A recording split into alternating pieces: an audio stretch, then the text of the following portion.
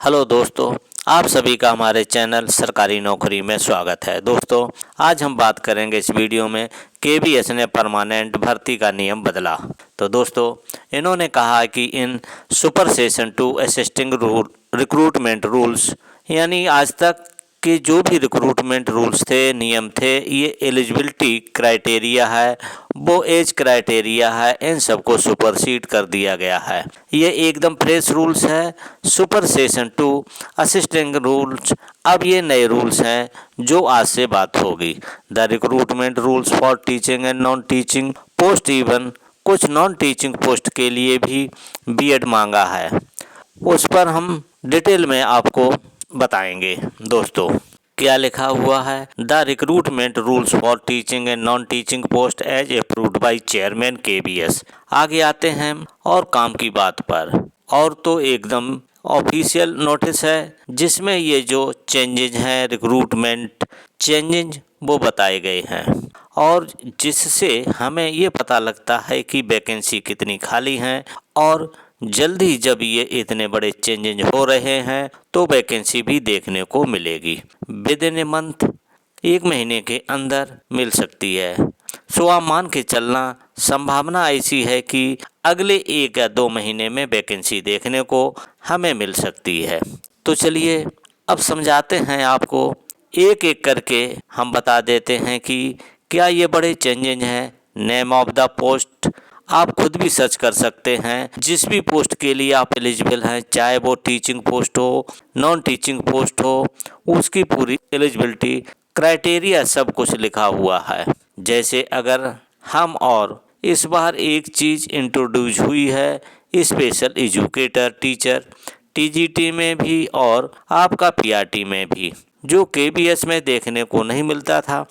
TGT में special educator, even physical health education teacher, और PRT में भी अगर आपने स्पेशल एजुकेशन में अपनी टीचिंग ट्रेनिंग की हुई है तो इस पर भी पोस्ट है, खाली है। जैसे हम पीआरटी पे चलते हैं, अभी के लिए पीआरटी यानी प्राइमरी टीचर, पेज नंबर 26 पे जो है इसकी चर्चा हुई है। हम एज का और बेसिक बातें आपको पहले बता देते हैं, फिर अलग अलग पोस्ट पर आपको बताएंगे जो इम्पोर्टेंट बातें हैं कि चेंजेस क्या है रिक्रूटमेंट रूल्स में, उन पर हम आपको जानकारी अलग से कर लेते हैं। एक जगह पर हमने नोट भी किया हुआ है कि फटाफट से बात करते हैं। पहले चेंजेस पर, फिर अलग अलग पोस्ट पर बात करेंगे।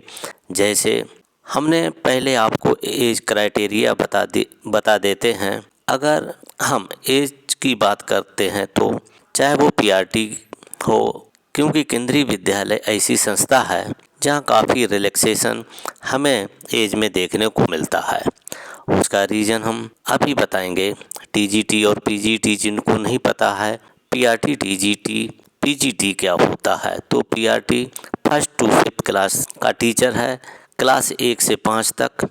टीजीटी में आप देख सकते हैं क्लास 6 से 10th तक, और अगर हम बात करते हैं पीजीटी की तो क्लास 10 के टीचर 6 to 10th के बीच में आप टीजीटी कहलाएंगे, और 11th और 12th के टीचर को पीजीटी यानी पोस्ट ग्रेजुएट टीचर कहते हैं। 10 ग्रेजुएट टीचर कहते हैं हम टीजीटी को।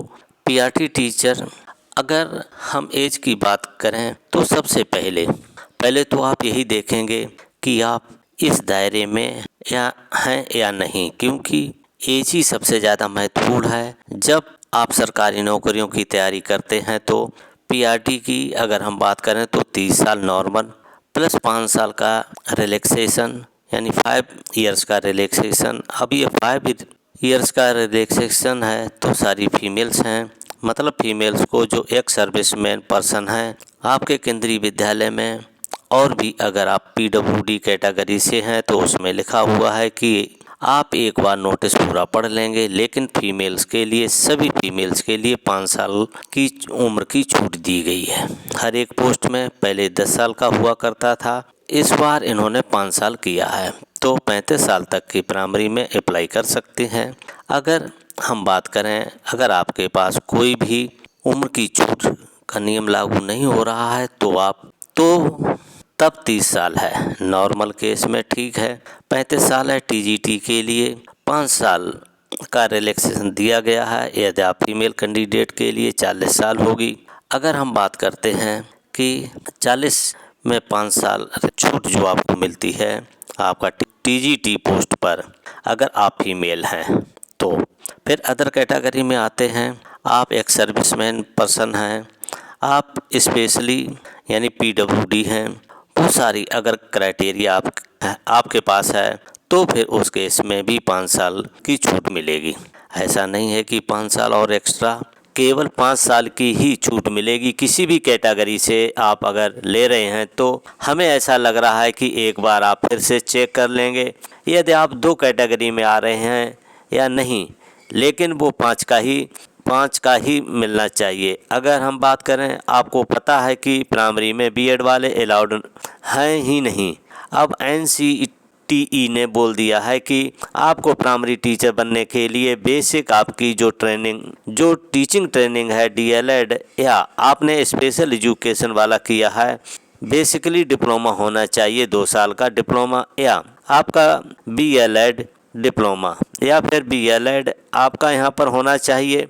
अगर आप PRT के लिए जा रहे हैं साथ में CTET ऑफ कोर्स। फिर अगर हम बात करें कि TGT की तो ये आपका ग्रेजुएशन और प्लस आपका BEd प्लस CTET तो चाहिए ही होता है। PGT में CTET की ज़रूरत नहीं होती है, लेकिन यहाँ पर BEd आपका मास्टर में होना चाहिए। तो यहाँ पर हम एक एग्जांपल आपको दे रहे हैं। BEd PGT कंप्यूटर साइंस के लिए पहले जो आपका BEd नहीं चाहिए होता था, इस बार चाहिए है। इन्होंने ये कहा है कि अब यहाँ पे एक चीज़ का ध्यान रखना है। इन्होंने क्लियर किया है कि सब्जेक्ट कॉम्बिनेशन, अगर आप जा रहे हैं PGT के लिए तो जिस सब्जेक्ट में आपने, मान लीजिए इंग्लिश में आपने मास्टर किया है यानी आप MA इंग्लिश से हैं, अगर आपकी यही क्वालिफ़िकेशन है और सब्जेक्ट है तो मान लीजिए, या MSc किया है मैथ में तो आपने ग्रेजुएशन में भी पढ़ा होना चाहिए।